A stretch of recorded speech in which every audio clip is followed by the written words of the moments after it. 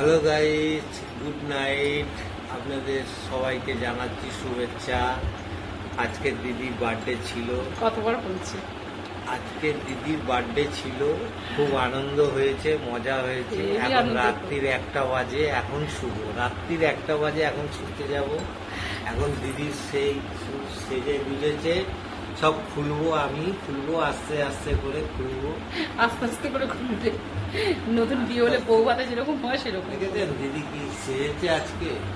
আপনাদের সেক্সি দিদি, সেক্সি ওটা একটা রিচুয়াল, চল সেক্সি ভাবি, সেক্সি দিদি, সব এটা একটা তুলে আজকে তা কার ভালো হবে? খুললে তো ওরই ভালো হবে। কার ভালো হবে বন্ধুরা বলুন তো, কে বেশি হ্যাপি থাকবে?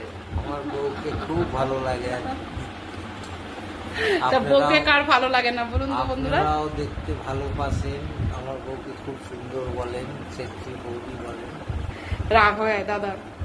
আমার খুবই খারাপ লাগে।